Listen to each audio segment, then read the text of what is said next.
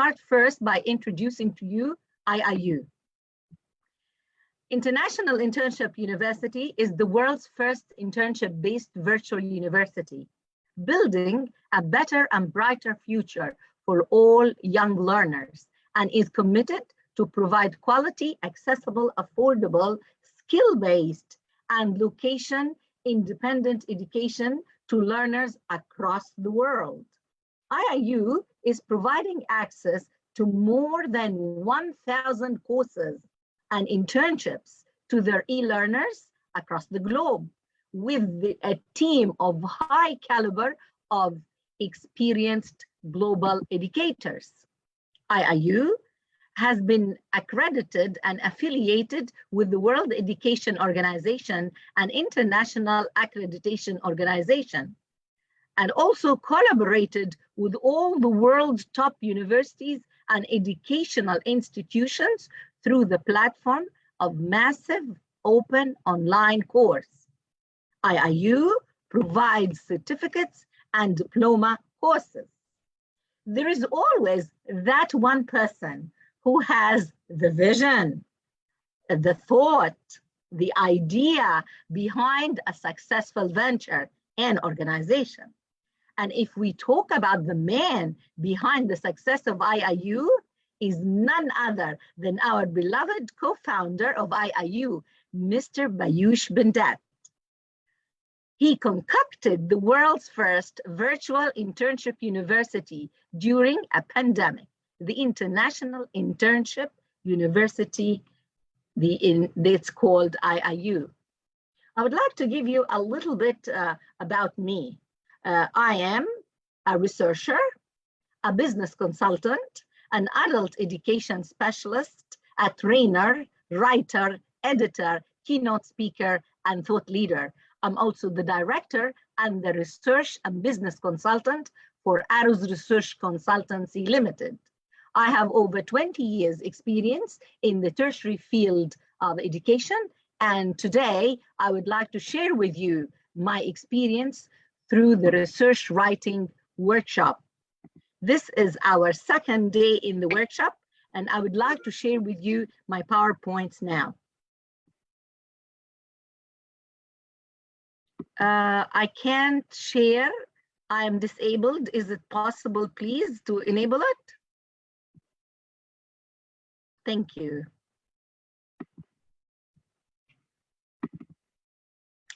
Okay, so as you know, we are having the second day in the research, writing, and skills development. And as you can see, I just wanted to share with you here, this is the map of New Zealand. And I live here in the North Island, in Auckland, in the North Island of New Zealand. I wanted also to start by actually having those two quotations to share with you. The future belongs to those who learn more skills and combine them in creative ways. And I believe that we all agree about this saying. We are all here today in order to improve our skills in research, and more specifically in research writing. So instead of supposing and assuming things, it is wiser to find out. And this is what we are going to find out today. So today, in this journey of that workshop, I am going to take you through this content. We will first start by just building the foundation and explaining what's research, why would you do research, why would you write? And there are 5 parts, small parts, don't worry, that we're going to go through. What is the guidelines for effective writing? Part 2, types of research papers. Part 3, structure of a research report. Part 4, writing in abstract. And then 5, what is journal refereeing? And then final tips for your research writing and your final reflection on the whole workshop. So if we're going to ask ourselves about research, We all do research. There are different types of research, and some people acknowledge the importance of research, and some people would sometimes be apprehensive about it. But research is actually a process. What we are trying to do with it is we are trying to gain expertise. We are trying to gain knowledge in a specific topic or of our choice. And when we look at writing, writing is actually a process to help us remember and to learn and understand also on a deeper level of what we have researched. Because if you just keep on reading, and not writing, you're going to forget. And if we're going to take the example of when you are sitting in a seminar, in a workshop, whether you are an attendee or whether you are a student or whether you are in the academic field or outside it, we always take notes. And while we're taking notes, actually it sometimes helps us in order to understand better and to remember, and we can go through these notes later on and maybe we can use them and utilize them in whichever way we want. So research writing is writing that uses evidence also.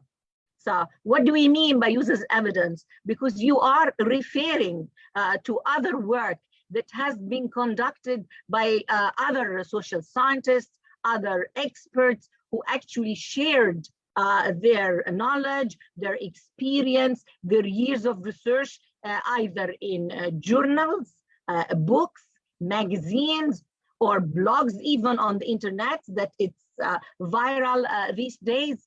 And through all those writings, those scientists are trying to either inform their audience, the readers, or they are trying to persuade them with their own point of view. How they do that? By providing those evidences, what they believe and what is also familiar with other people and what relates with other people. So in academic research writing, there is an emphasis that we always put as a result of an investigation. You need to be investigating and then report on your results. How do you report? You report through writing. So when you are writing, there are certain elements that you need to give them attention. So whatever you are doing, whether you are a PhD student or doing your master's, or you are an academic writing a research paper for a conference, or a report even for your department. Anyway, you need to know what is the purpose. What is the purpose of this piece of writing? So why are you writing? Okay, and to whom you are writing, because that impacts on what type of format. So, and how what you are writing, what's the goal, what is required from it, because you are going to inform how you're going to structure it. So when you're structuring, for example, a master thesis, there may be some similarities to a PhD thesis. When you are writing for a report, the structure may differ a little bit, and even different reports for different organizations, and even the style. So when you are writing, for example, for an academic journal, is the style and the format is going to be different than when you are writing for a magazine or for industrial journals, which are not as academic as the academic journals. So it's very important to be clear in your mind from the onset, what is the purpose? Because as I mentioned, that feeds your format and feeds your structure and how you are going to also talk to your audience, how you are going to address them. Is it going to be formal? Is it going to be non-formal? What kind of terminologies you are also going to be using? So all these three components are extremely important for you to bear in mind, to think about them before starting your writing. The purpose, the format, and the audience. They are all interlinked to each other. Also, another thing that you need to look at is what is the purpose of your writing. There are different purposes that you can choose, and it depends accordingly what you are going to write. So if we are going to look at, you are going to inform, so what type of research paper you are going to use, how are you going to inform your audience or your readers through the pieces of work? Is it going to be verbal? Because even if you are communicating something verbal, you also need to write it. So here you go. I am giving this seminar, a workshop to you, and I'm speaking. But before standing in front of you here today, I also had to write, had to research, had to prepare myself, had to sit and write notes, had to sit and write those PowerPoints, because it is not humanly possible that I can sit there and speak for an hour or two from totally my brain and not write notes. Like write cues, for example, things that would trigger my memory. And some of the things that I am telling you, it is from my past experiences. It is what I personally experienced or what I've seen other people experience. But I have the cues of what I typed and what I wrote also for you. So you need to look at the type or the purpose of your writing. Are you going to inform? Are you going to analyze? Are you going to explain a certain phenomena? Are you going to try to persuade? Are you going to see cause and effect? All these things will actually demonstrate what type of writing, what examples. Is it going to be a journal article? Is it going to be a report? Is it going to be a blog? And as I mentioned to you, they are all different. So let us start with part one, which is the guidelines for effective writing. So the first thing that you need to know is know your audience. I know when presenters, before they go and give presentations, you need to go and look at the venue. You need to understand what is the caliber, the background of your audience. Also, when you are writing, you need to also understand the audience, and you need to have what we call balance. So don't assume that your readers know everything. So if you are going to assume that your reader knows everything, then you are not going to put certain details. And those certain details may be very vital for the reader to understand, you see? So, and if those details are missing, then the reader will feel shortchanged. They feel something is missing. They would feel that they did not have a grasp and a total understanding of what is the topic or what is the issue or what is being written about, okay? This is at one side.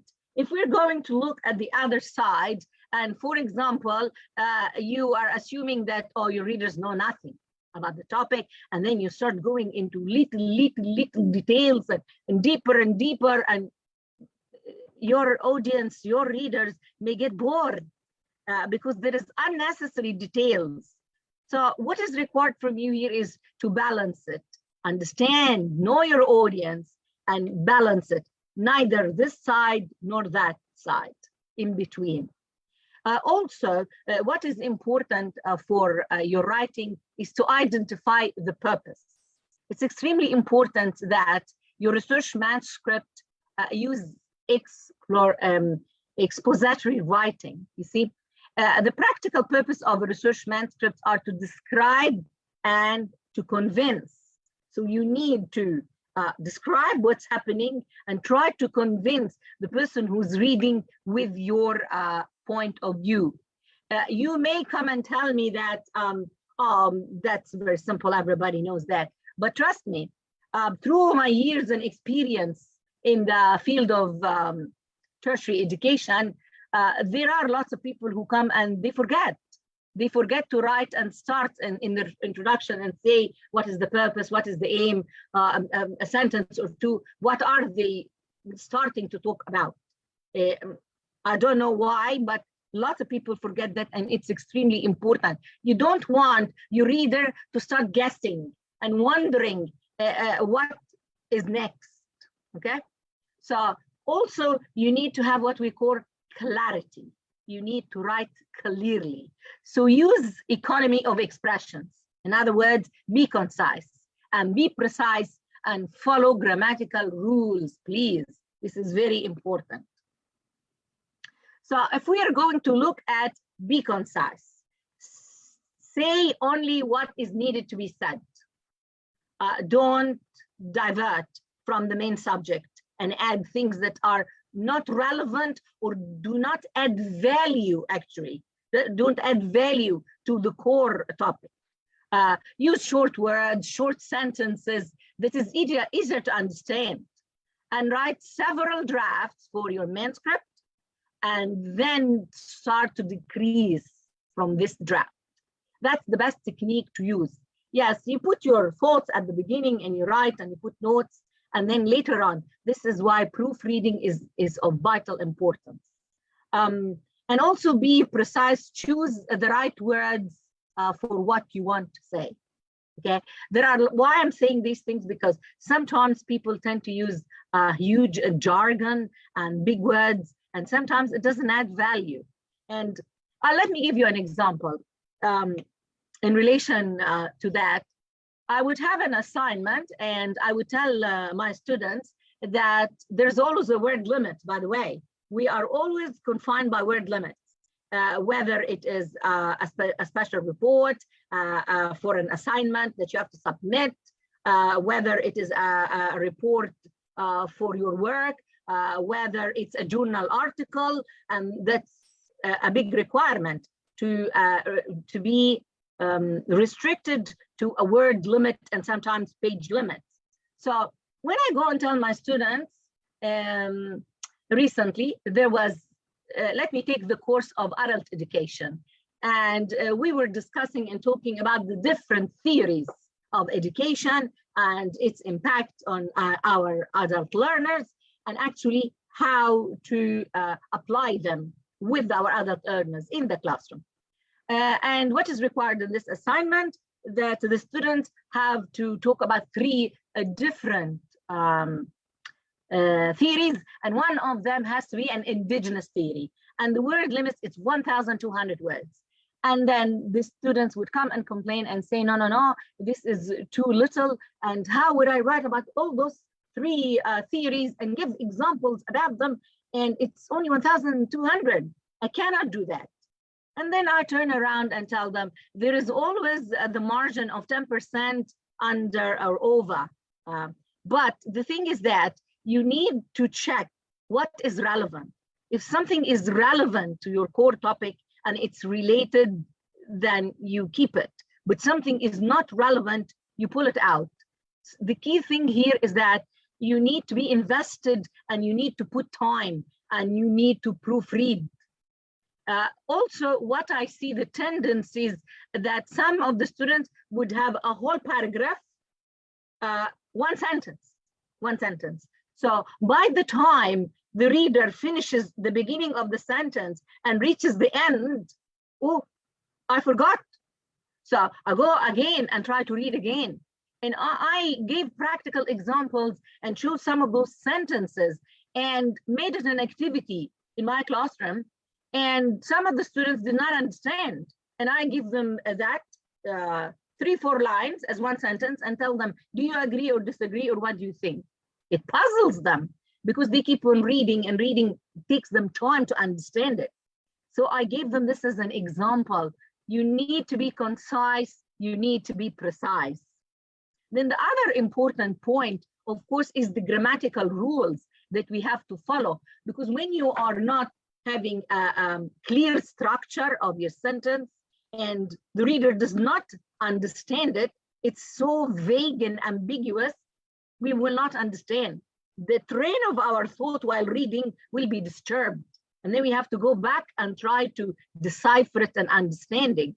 And some people may also forget the capital letters at the beginning of the sentence or the full stops. These are rules set there for a specific reason, to help the reader to understand and to make it flow smoothly. So these basic guidelines will help you a lot in whatever type of writing you are doing. So please give them attention and do that through allocating time for proofreading.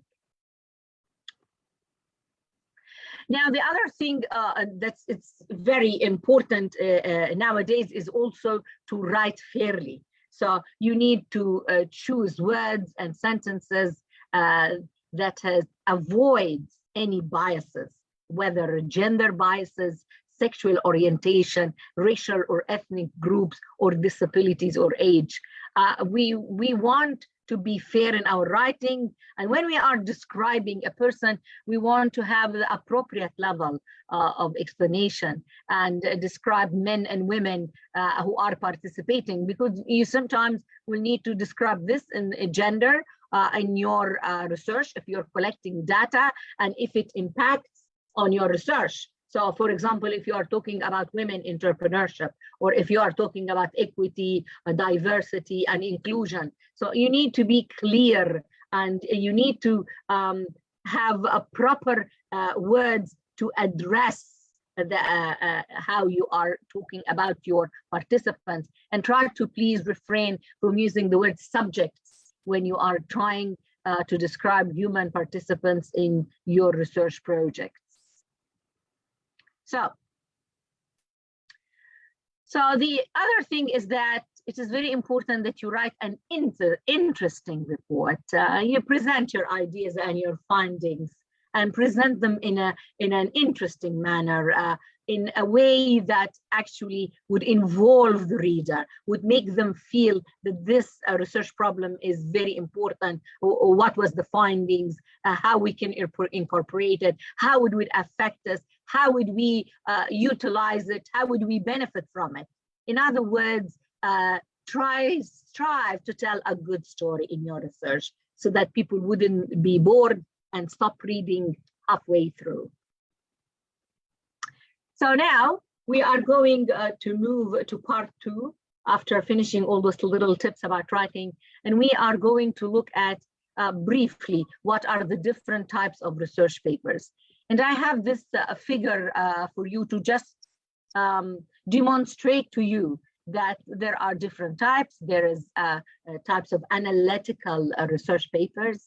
There is argumentative research papers where you have different point of views and you want to actually expose them and you want to provide evidence. This point, again, that's the point. There is always cause and effect research papers.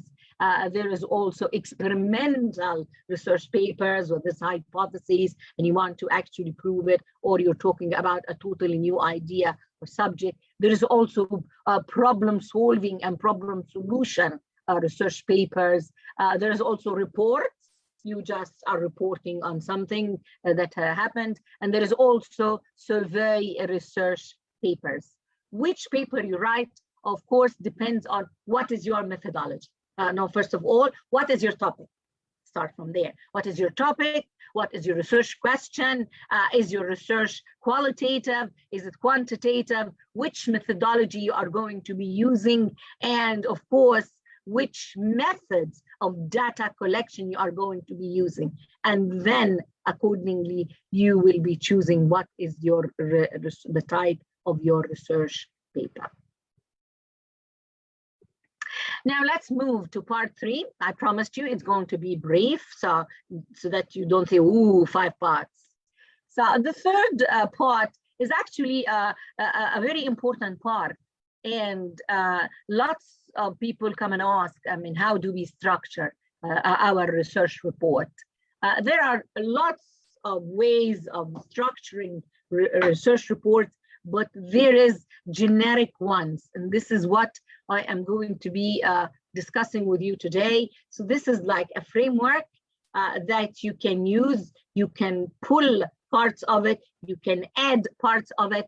There are main ones that you can utilize and use it and tweak it depending on what is your type of research.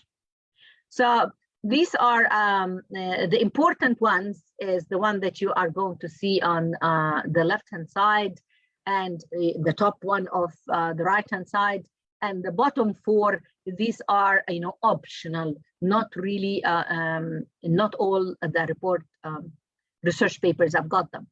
But the important ones, the title page, of course, the abstract, the introduction, the literature review. It is very important in lots of types of research papers, but some other research papers, sometimes it's not available there.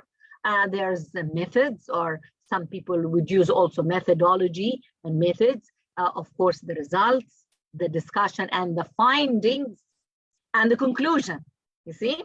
And then there is the references. That's extremely important. The appendices, sometimes it is there and sometimes it's not. Also, there's author's notes, there's footnotes, which is not in use these days. Long time ago, we used to use them a lot, but it's very tedious, it's time consuming, and space consuming within the report too, and you're duplicating and doubling yourself, so it is not very popular nowadays. There's also the tables and the figures, if your report has got tables and illustrative figures. Let's go through them. So the title page. The title page is extremely important. It contains, of course, the title of your research. You cannot have a research without a title.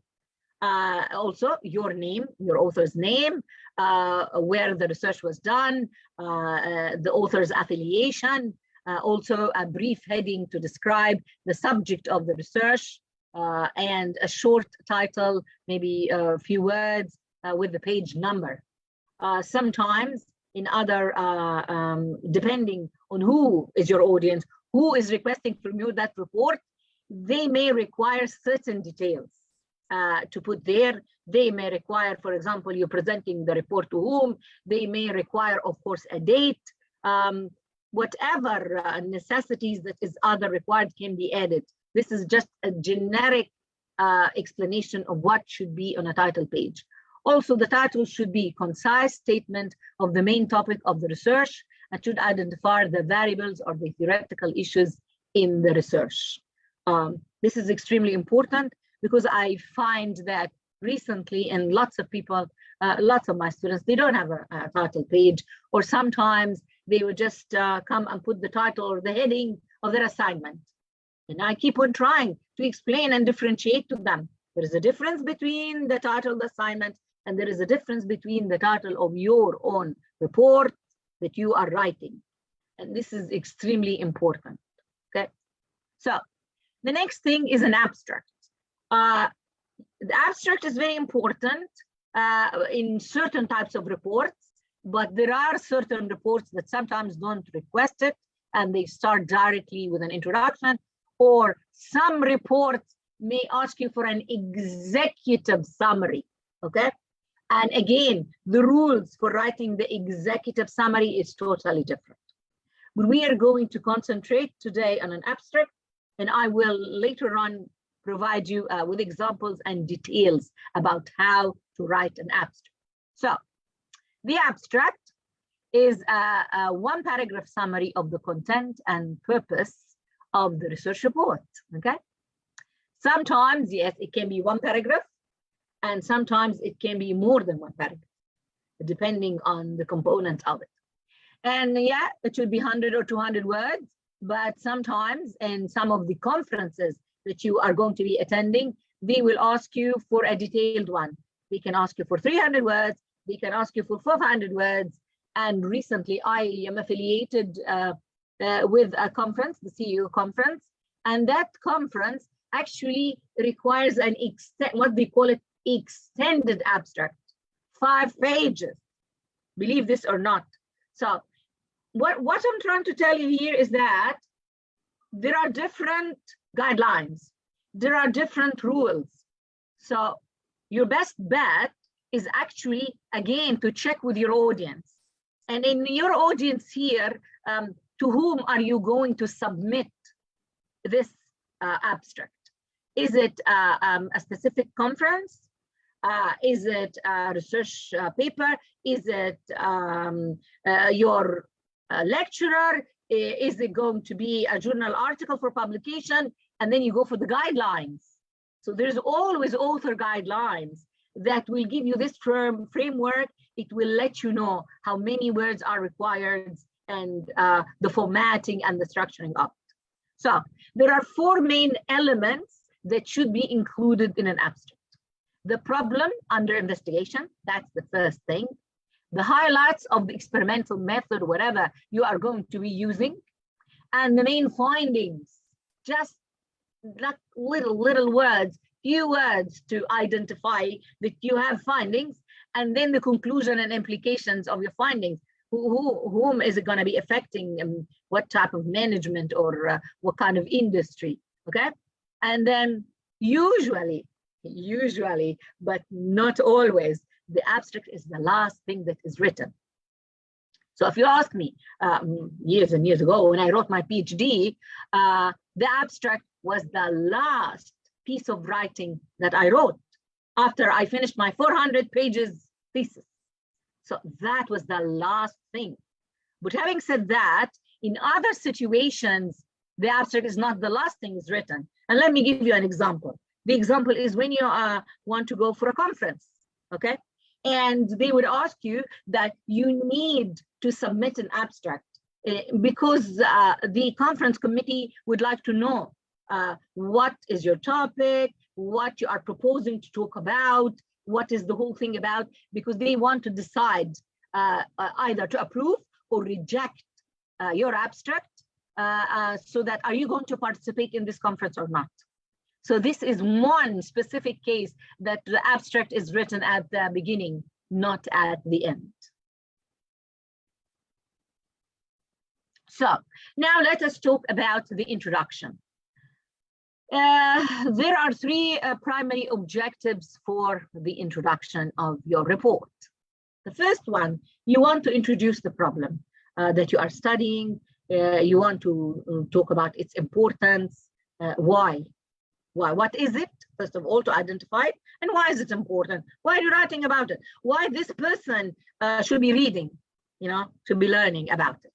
And then you want to describe the theoretical implications of the study and to summarize briefly the relevant background literature related to the study, including appropriate citations, of course. So in this case, when we mean citations, we mean referencing. When you open the bracket, you put the surname of the author, comma, the year of publication, close the bracket, the full stop. This is what we mean in text citations. Of course, if you are referring to outside literature. Also, you need to describe the purpose, the rationale, and the design of your study with, of course, the logical development and if there's any hypothesis and that's guiding your study. Usually, when you're having an introduction, the last paragraph of the introduction is actually mentioning what are the different parts, what are you starting with, followed by what, and finally what. So you are trying to make it easy for your reader to follow and to know what are the different sections, what are the different parts that is available in that report, so that they wouldn't be guessing. And also it serves the introduction like a glue to all the different components and all the different parts of your report, so that you wouldn't feel it's a little bit fragmented and all over the place. It's just glues it and demonstrate how well organized you are. Also, you should be able to answer the following questions before beginning to write your introduction. So you ask yourself, why is this problem important? Because you have to explain it to the reader. How do the hypothesis and experimental design relate to the problem? And that actually makes your writing clearer to the reader and links things together, make it more understandable. Remember, you are the expert of the content of that report. and you are trying to share your expertise with that reader. So you are the best person to explain how you relate things together. Also, what are the theoretical implications of that study, and how does the study relate to previous work in this area, which you would have gained when you have conducted your literature review, when you have looked at other research that has been conducted, you found out what is the gap in the literature, and accordingly, you are building your research problem. There is also what are the theoretical propositions that tested and how they were actually derived. So you are trying to justify and explain all your techniques, all the things that you have been doing in this research also. So now if we're going to talk about literature review, as I mentioned to you that there are certain reports that is extremely important, you have to have literature review. So for example, if you are doing a PhD, literature review is a huge, humongous and vital, important part of your thesis. Also, if you are doing masters, it's extremely important. If you are doing a certain project, a certain report for a postgraduate diploma or degree, whatever, you need to have literature review, and you need to write in your report. But sometimes you may do the literature review and you may not include it in the report. It depends on the requirements of your audience or the requirements of that report. So let us look at basic definition. What is a literature review? So a literature review is a piece of academic writing demonstrating knowledge and understanding of the academic literature on a specific topic placed in context. Okay, so literature review also includes a critical evaluation of the material. This is why it is called a literature review rather than a literature report. So you are searching for what has been written in this field, reading all this different studies, what were the outcomes, what were the findings, how those studies were done. It helps you to learn about this field and this area. And it also helps you when you are presenting it and putting it in your writing, how to analyze it, how to evaluate it critically. And that is why it is called literature review. So when you are doing literature review, it also helps you to have a good practice of summarizing and analyzing previous research and theories and how they've been applied, for example. Also identify areas of controversy and contested claims when people do not agree about certain points. And it also highlights any gaps that may exist in research to date. And this point is extremely important. So for a PhD student, you should be doing a research that nobody has done before, because you are contributing and adding to the body of knowledge. And all of the research should be actually like that. So you are researching to find what is the gap, what hasn't been discussed, what hasn't been analyzed, what hasn't been done. And this is where you come in and you contribute by adding to the body of knowledge. So the methods. The methods here, as I mentioned to you, you can be deciding first what is your methodology. Was it qualitative? Was it quantitative? And you know, when we talk about qualitative, you want to go and have interviews. You want to delve in depth. You want to have interaction with people. You want to understand the reasons behind why things happen this way. When we're talking about quantitative, you're mainly going to do surveys, and you are going to look at numbers. How many number of people like this and how many number of people don't like that? What is the number of people who got COVID nowadays? And what is the number of people who died from COVID until today? These are numbers. So according to your decision of your methodology, qualitative or quantitative, you are going to choose your method that you are going to use in your research.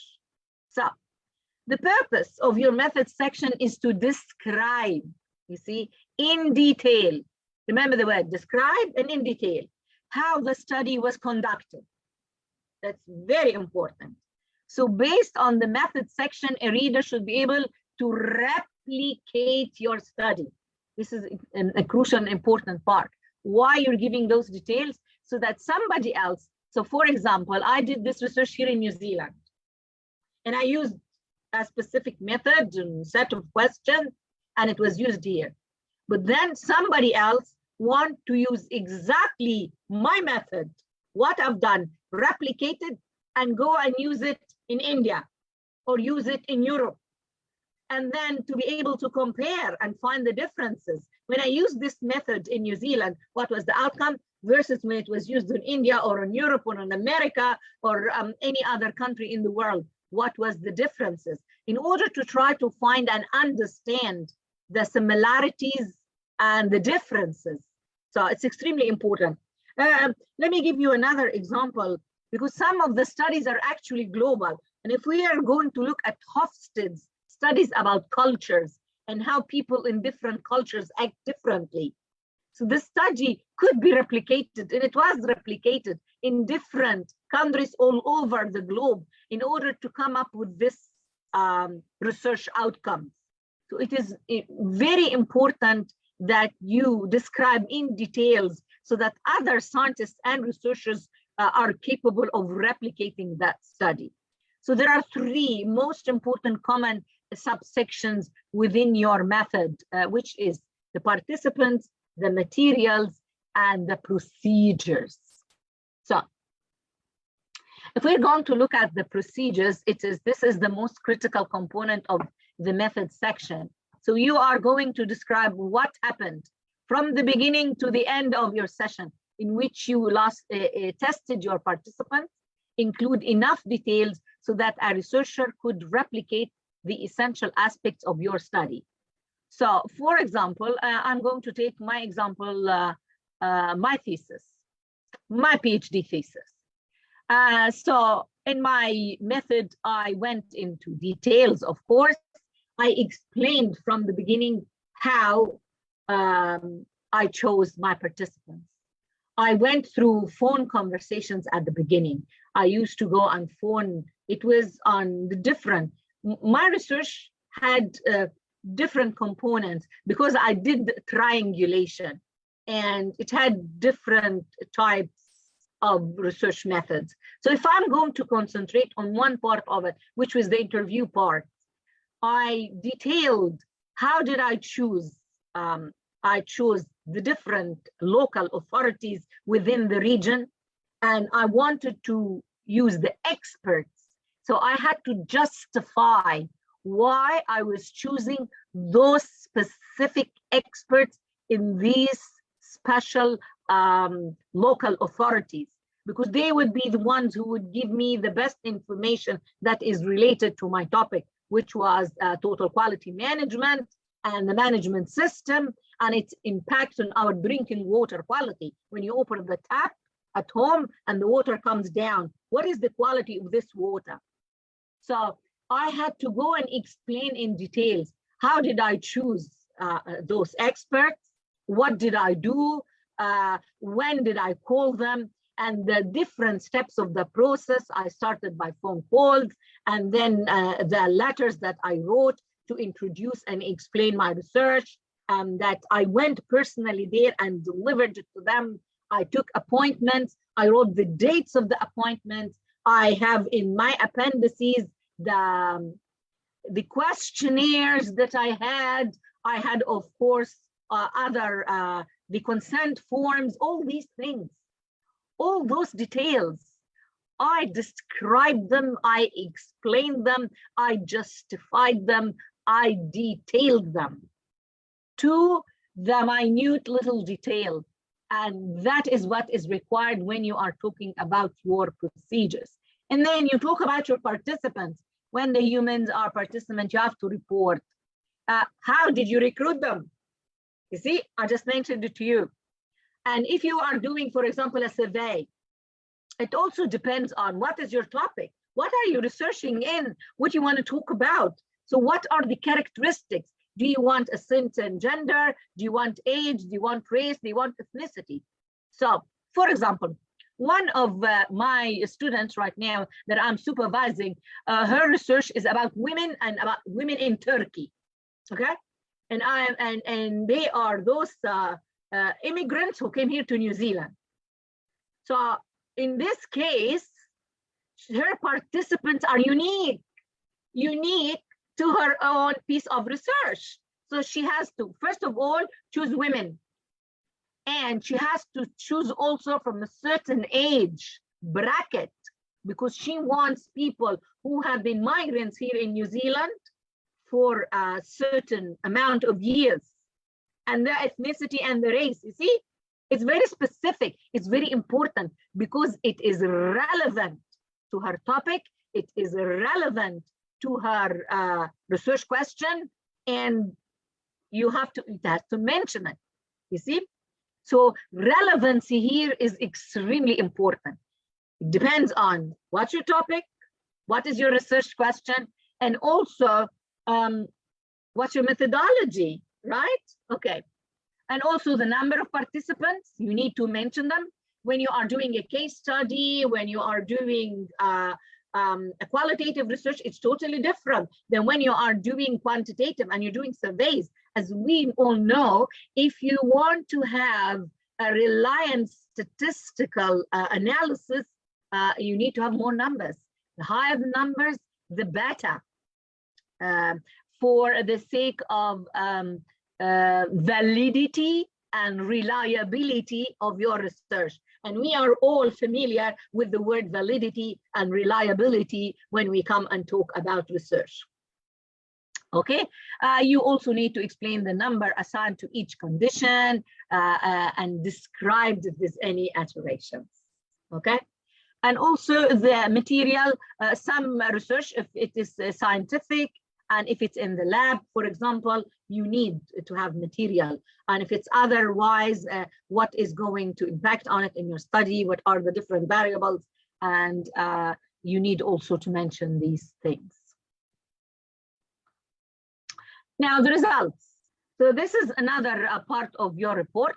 After you have collected all your data and you have analyzed it, you also need to have in the part of the methods, how did you analyze the data, how you collected it in details, how did you analyze it, which technique did you use? Also depends, is it qualitative or is it quantitative? There are different softwares that can be used and utilized, and that will help you and support you in order to be able to write your results. So the results section contains the climax of your report, the actual findings of the study.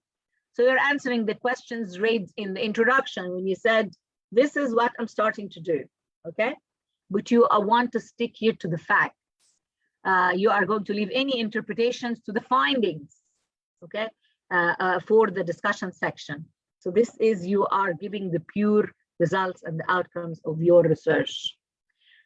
The structure of a typical paragraph in the results section is as follows.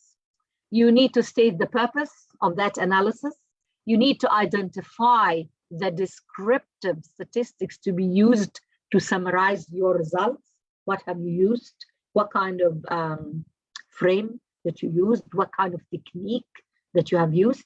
And then you need to present a summary of this descriptive statistics across the conditions in the text itself. So if you're having a table, if you're having a figure, please don't forget the tables and the figures, they have to be numbered and they have to be titled, because that makes it easy in order to refer to them. So you say, please refer to figure so-and-so, or it demonstrates this and that. And you don't only put the tables and the figures and leave them and assume that your reader will understand. No, you have to explain. If it's a figure and there are certain trends, you need to explain what those trends mean in the table also. So you need to also explain it. So numbering and titling your figures and tables will support you and help you in the explanation of what do they mean, what do they stand for. So Also, if a table or figure is used, point out the major findings on which the reader should focus on. If there's something to focus on, present the reasons for and the results of the confidence intervals, and there's different statistical analysis that you are conducting. Also state the conclusion that follows from each test, but do not focus on implication. This belongs to the discussion section. So now we finished and put all our results. Now we come to the discussion section, which should include, you have to be very clear, concise statement of what are the essential findings. So sometimes people, what they do is that they make a heading, a bold heading of one findings, and then they explain underneath it. The bold heading of a finding, and then explain underneath it. So there's a clear presentation of how the findings support or refute a hypothesis. If you have the hypothesis, so you need to either support it or refute it. This is the role of the findings here.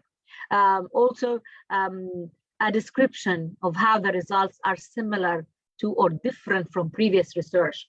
Lots of people, if you go and read lots of journal articles or research articles, you're going to find that in the discussion part, you would find that the author is saying that this finding is similar to what this other author wrote about.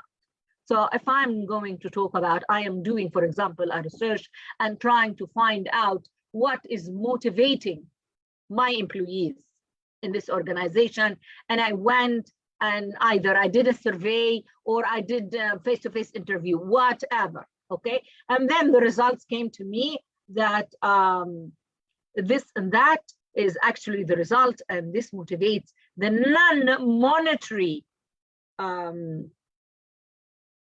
rewards has more effect, motivational effects on the employees in this organization.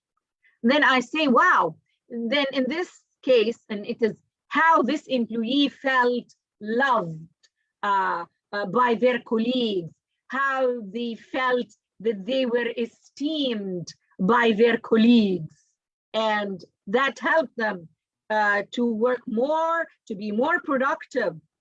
Then if this is my research and it's talking about employees' motivation, then what I will do is that I can go and relate it to Maslow's hierarchy of needs and say, look, my findings correlate to what Maslow said in the 1950s in Maslow's hierarchy of needs, that he said that, yes, when the employee is feeling that they are appreciated within their social environment in their organization, that motivates them. Also, there is other research that talks about that, that you can, other theories, if you want to look at and refer to it. This is just an example on top of my head that I thought of right now while I'm talking to you. So these are important that you would show, you will demonstrate how well-versed in your field you are, and that your research is not your own just personal opinion. No, it is supported by other researchers that have been conducting research in ages, and you came to similar findings like them, okay? Also, you need to write the limitations or the problems in your research. So you can say, for example, that this was limited to only that organization. And we're not sure if other organizations and other environments would have exactly the same result. Also, for example, you can say if it's a case study and you have some case studies, you can say, yeah, usually case studies, they have their own special situations and conditions. If the situation is different, maybe the result can be different. And these are limitations to your study. Usually, when we are doing PhDs, there is a huge section that you have to give it depth and depth of thought in order to sit and write what could be the limitations of your study, and you have to write it, and you have to justify why this limitation also exists. Also, you need to put the specific ideas for additional research based on the findings.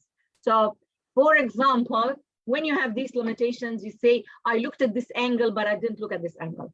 But I'm proposing that there is a continuation, for example, of this research, or I invite other people that perhaps because of these results or these findings, I am going to do another piece of research in the future to tackle that part, to look at it, to see how I can get answers to it, okay?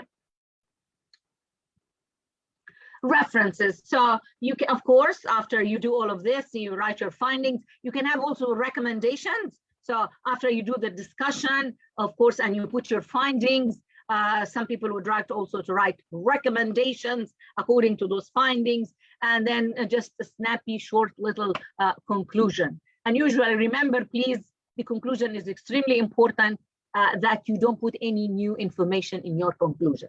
And once all this is written, your report is finished, still you need to have the references. So references is a section that includes the complete citation for each source that is cited in your research manuscript. The references are listed in alphabetical order according to the last name of the first author of each source. References, extremely important, because I'm sure that all of you heard, I bet from Dr. Shahid yesterday about plagiarism and the importance of refraining or evading plagiarism. So referencing is also very important that you follow. The latest version is the APA 7th edition of referencing. Quite a while ago, few universities used to use the Harvard style, but right now the APA 7th edition style is the most popular referencing style worldwide. So the other important thing that I would like to attract your attention is that whatever citations you had, which I mentioned earlier in your report, has to be married in synergy with the list of references at the end of your report. Some people may know, but some people may not know, may get mixed up between references and bibliography. There's a huge difference between references and bibliography.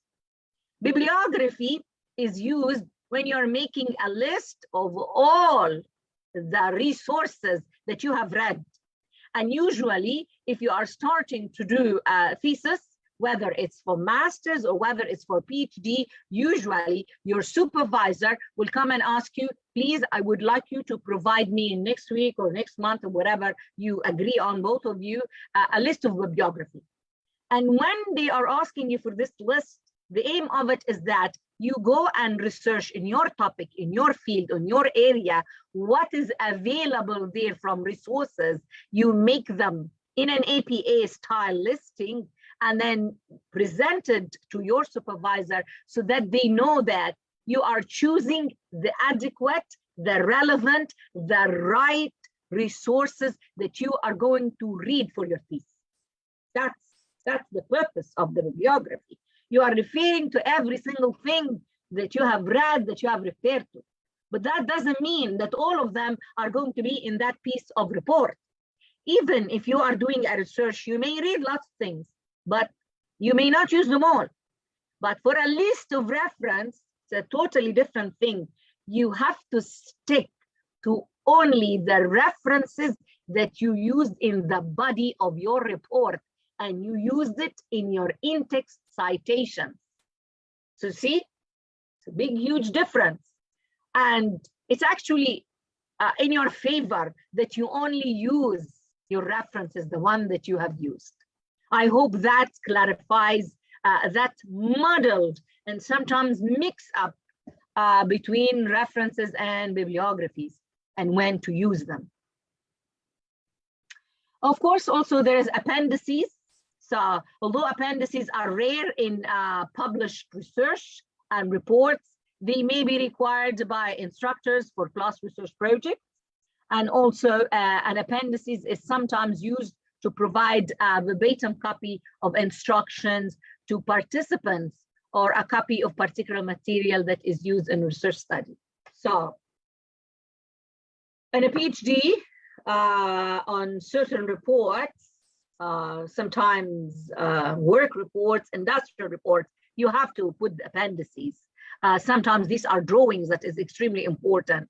For example, it's a certain technique that you refer to, or for example, it's your survey research questions, or your interview research questions, your consent form, your letter of introducing your research in order to explain it to your participants when you are recruiting them for your research. These are appendices that are extremely important. So, for example, I had all this, for example, in my PhD. When I'm putting it at the back, it's a must, it's very important to demonstrate what kind of questions did I use. But there was important parts actually that I added in my appendices, and when I had my defense for my thesis, I was asked to remove them, and I'll tell you about them. I mentioned to you earlier that I did triangulation, and in order for the validity and reliability of my research, and I was doing case studies, I did different types of methods of data collection. So the other method that I did besides interviews and face-to-face interviews was actually observations.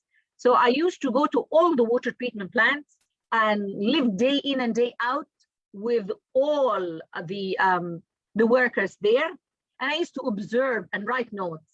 And I got my little laptop and I'm always typing what I see, what's happening, what's the policies, what's the procedures, what's going on. And I kept detailed documentations of everything. And that was, and of course, in order that nobody would identify those local authorities, I gave them letters to their names instead of the names. And I sat there and I wrote details, and this water treatment plant, how many people were there, how many this, how many that, and I wrote extreme details. Then my examiners said that I have to pull all those notes that I had, all these documents of my participant observations that I had at the end as appendices, because they were worried that this can help identify which authority was that or this or this. So I had to remove them. So that was the reason, and that was the case. This is just to cite for you an example. And I hope my examples would give you a clearer picture, a clarification of things. And it's just also to demonstrate to you that there are varieties. There is no one size that fits all. Now let us go to the part where I promised you we're going to briefly look at how to write an abstract. So, writing an abstract, it's usually the first thing that readers read. So, it is strategic to make a good impression. Of course, you want people to read your article. So, this is the time in order to impress them. It is an overview of the most salient aspects of your research. It's a precise and engaging abstract can help you get your work well known, as abstracts are the published on multiple databases. When I advise my students to go and research and to tell them how to be smart and how to utilize their time. So the first thing when they go to the database, of course, you put the heading, you put the title. But when you are trying to decide, am I going to download this paper? Am I going to get this paper or not? It is the abstract that provides you with that decision. So the first thing, the title, and then after that is the abstract. You read it. Do I need it? Is it of value? Is it relevant? Yes, take it. No, next, move on. So that is very important. So when to write an abstract, I believe I mentioned to you earlier briefly, many people write a draft abstract early in their dissertation writing process. For me, I didn't do that. I wrote it at the end. The final version of a dissertation abstract can only be written after you have completed your dissertation, which is what I did. Conference abstracts are usually written before you write your paper. And I explained this to you earlier today. So what to include in the abstract depends on the length of the abstract. And if you remember, I mentioned to you your guidelines, the author guidelines are extremely important. So you need to search for them and find out what is required. Each conference is different, each journal is different, their requirements are different, and you need to abide by them. So, but these are the basic things that should be included in an abstract. Your research question, your main purpose, the importance of your research, a description of key previous research. This could be optional depending on the length of your abstract, the gap that you are addressing, the approaches, the methodologies, and what did you adopt. So for example, you say this is a descriptive study or this is a qualitative study that uses such and such technique in order to this and that.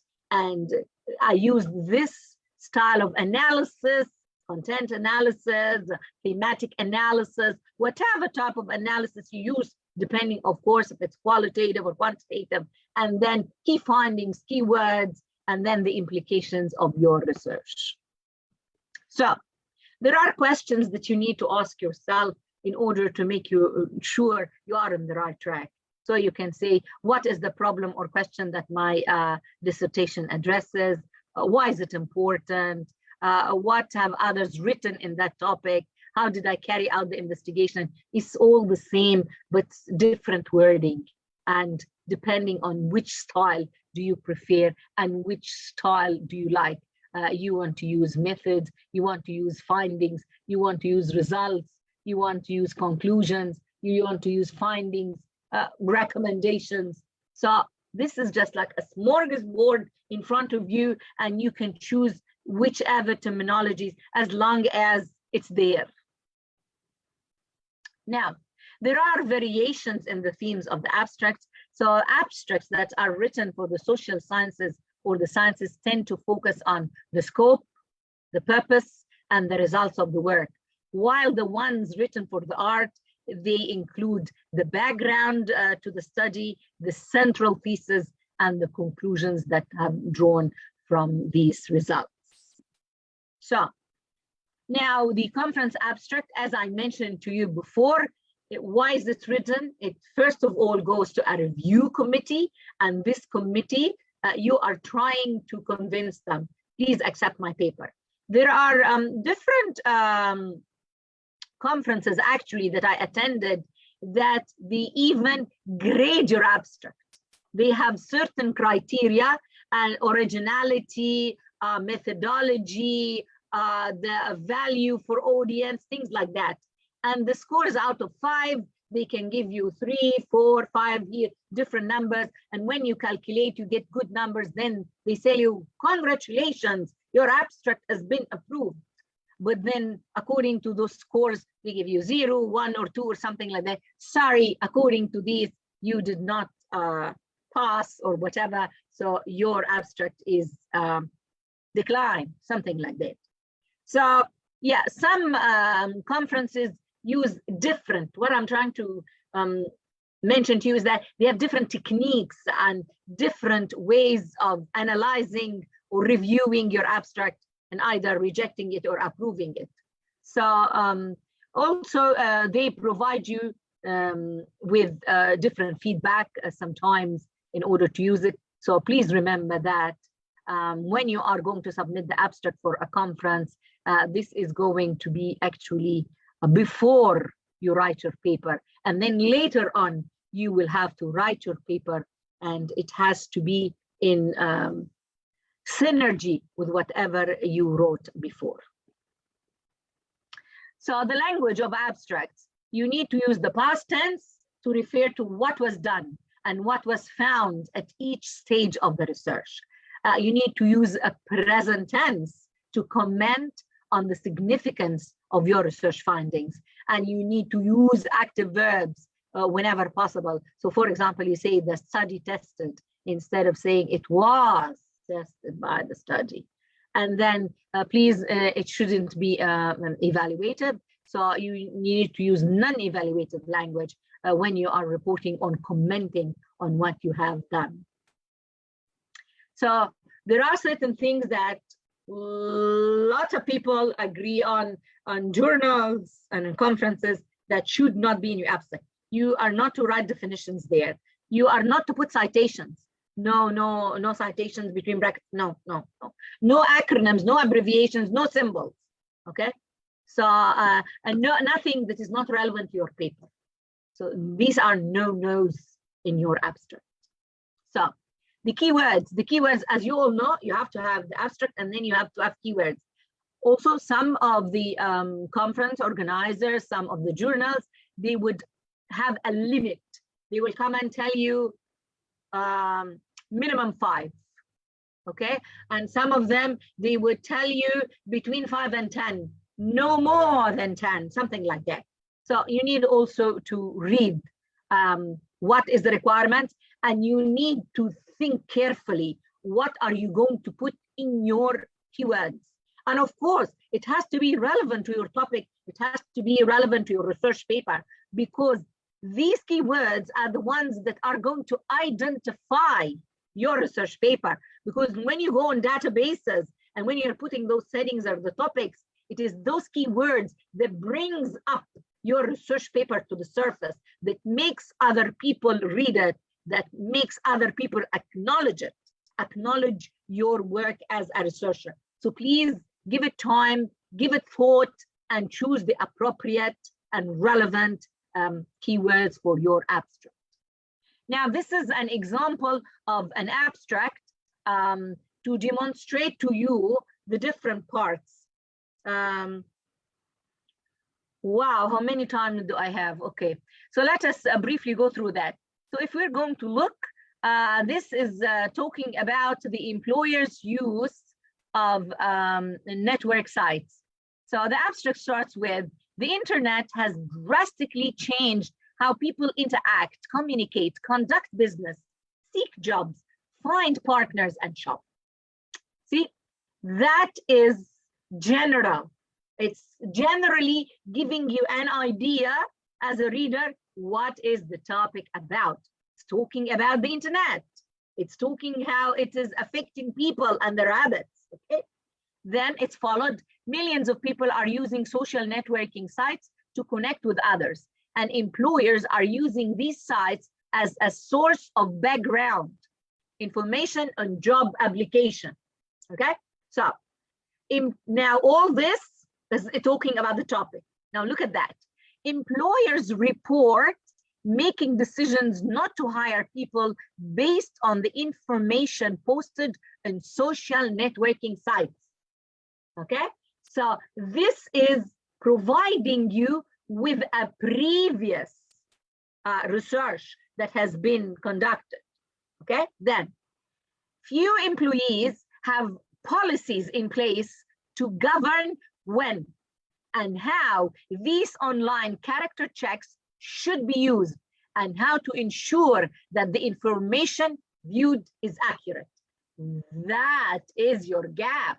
That's the gap in the policy that you are going to look at. So in this article, we explore how these inexpensive, informal, online character checks are harmful to society. Here you go. That is the focus of your research. See how beautifully it's written. Then guidance is provided to employers on when and how to use these sites in a socially responsible manner. So this is the outcome, the information, the usefulness of your article. So this was just a little example to demonstrate to you about the abstract and how it can be divided and what is the important things to be written in it. Now, I think we are running a little bit out of time, so I'll briefly go through that. When you are writing, of course, the journal articles and research and things like that, you need to understand that there is a refereeing process that you go through. So when these are just the components quickly for your journal articles and what should be in your journal articles, which is slightly different than a general research report. So what is refereeing? We all know that when you are submitting a research paper to a journal, you are going to go through what we call a peer review process. And that peer review process, it is minimum 2 peer reviews, and it is blind peer review. So your paper is stripped from any of your name, your affiliation, anything that's to do with you. And usually the chief editor within the journal is the one who is going to send your article, your paper, your research paper to 2 blind peer review, and sometimes it's 3, it's more. And what they do is that they need to read it and analyze it and then provide reviews on it. So when you are doing that, this is actually you are you're giving it to experts in the field who know about this topic, and you are trying to get recommendations from those referees. You are trying to get recommendations from them as a journal. Would you accept or would you reject this piece of paper? Okay, so that referee will have to write extensive comments in order to help the quality, to help improve the quality of the paper, or to help clarify certain points that may not be clear in that research paper. Accordingly, also the author, when this report goes back to them, so the author doesn't know who is their peer review. The peer reviewer does not know who is the author. Okay, so that it would have the element of fairness. And then the report goes back to the author, and then the author has to reply.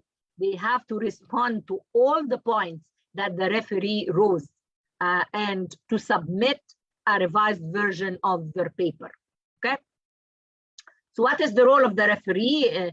Is that they are there in order to help improving the quality of the paper, and to make sure it is contributing in that field. So they will contribute by saying this is a new and interesting research result, or a new and insightful synthesis of existing results, and a useful survey, or a combination of all those different types. So what is the purpose of the paper? What are you need to, when you finish your paper, you need to know what will the referee look at? What are the things that they look at? So some of the journals, by the way, they have specific forms that you have to follow and certain questions, and they can ask you, we want you to comment about the title. Is the title okay? We want you to comment about the abstract. Does it give an overall idea? We want you to comment about the methodology. We want you to comment about, I've done a lot of refereeing, so I do know. Some have specific formats, some they leave it loose, and they tell you headings and you just comment about them and you write your final report. So it is different. And some of them, they would give you the research paper and they want you to put even detailed comments on it. Some of them, they would ask you about the English, about the grammar. Some of them would ask you about the references. And some of them, again, they want a general, total opinion. So for you to make sure that you are safeguarding and safe arming yourself and your paper, and to be able to guarantee it is acceptance, you need to know sometimes from the angle, from the lens of the referee, what are they looking for? So the first thing they are looking at, what is the purpose of the paper? So what is the problem? Did you clearly state it? Did you clearly explain it as an author? And also, did you tell early in the paper what has been accomplished? What are you on about? Did you give good examples? Did you explain your design well? Also, is the paper appropriate? And this is an extremely important question they usually ask. So if you are going to talk about sports and sports injuries, for example, you cannot go and submit your article in a scientific article or about, for example, or management, a management topic one, or a computer one. It doesn't fit. It's not appropriate. So you need to choose the appropriate journal where you want to actually publish. So is it relevant? Is the topic relevant? Is the topic relevant to your audience? Okay. And also, is your accomplishment, whatever the result you brought as writing this research paper, was it significant? Is this a real gap in the literature? Is this a real problem that exists? And if is this problem existing, is it major? Is it minor? Is it trivial? Is it non-existent? What is it? So in order to be able to see, have you really contributed to the body of knowledge or not? Also, what are the methods and the approaches? Are they valid or not? So for example, you say, I am going to do a qualitative research, and then all of a sudden you go and do surveys or vice versa. So is your approach and your methods relevant to your methodology? This is extremely also important. This part of the methodologies is looked on carefully also. And if it's also explained, remember when I was talking to you about the structure, that you need to go into details and talk about your procedures, your process, your audience, and how, in order to be able to replicate that study. Remember that? Also, is the actual execution of the research correct? You see, it depends on your methodology. Was it correct? Because we have a very popular saying, rubbish in, rubbish out. If you do not, for example, develop the right method, the right questions or questionnaires that you are going to distribute to your participants, rubbish in, rubbish out. So you need to look at the correctness of the execution of those methods of data collection. Also the conclusion, was it the correct conclusion? Did you draw the correct conclusion from the results? Was the analysis clear, and did it reach the adequate results? Okay, so these are just final tips for your research writing. I always tell my students, please choose a topic you're interested in. I even tell them, choose a topic you're passionate about, because research is not for the faint-hearted, and it needs dedication, and it needs love, and it needs patience in order to delve deeper in it and read and refine and refine and refine until you reach the outcome you want. Also, you need to grasp the main theories of your domain, your area, your field. So for example, if you want to talk about entrepreneurship and innovation, and I come and tell you Schumpeter, and you say, who's that? Who's that Schumpeter? What are you talking about? Whoa. That will demonstrate you know nothing about this field of innovation and entrepreneurship, because this is the one who actually created it. He was from the 1800s. You would tell me 1800s? Yes. There are lots of theories that we refer to as old as that. So when you are starting to do any research, you need to start from the historical background, what happened in the past until you reach nowadays. And then from now on, what is your contribution to actually the body of knowledge? It's very important. Another example, we talk about total quality management. You need to know Deming, W. Edward Deming. He is the father of TQM. If we're talking about the PDCA cycle, and we need to talk about Ishikawa, we need to talk about Crosby, we need to do all those gurus on the field of quality. And quality is very important. It touches our lives everywhere, in any field, anywhere. So we talk, for example, about the adult education theories, constructivism, for example. There are lots and lots of theories there. So you need to familiarize yourself with it, because you need to refer to it at some stage in your reports. And also, you need to check the journal guidelines, as I mentioned to you, because that will help you. So just tips for organizing your writing: do the proper research. As I mentioned, choose your research topic carefully, jot down notes, brainstorm an outline, write your first draft, and please proofread before submitting your final paper. It was a pleasure to be with you here today, to spend this time with you. And a final thing before I go, I would like you to do this reflection activity, please. So I want you to reflect on this workshop, and I want you to answer the following questions. So the first one is that 3 things you didn't know before. Think of 3 things that you didn't know before this workshop. And think of 2 things that surprised you about that topic. I've discussed a lot of things with you today, and I want you to think, wasn't there 2 things at least that surprised you? And then 1 thing, at least 1, it would be lovely if you have more than 1, that you want to start doing with what you have learned today. So please think about it.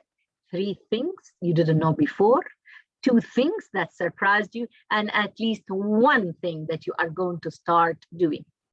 Now, before I bid you goodbye, I want to share with you this cute photo and caption.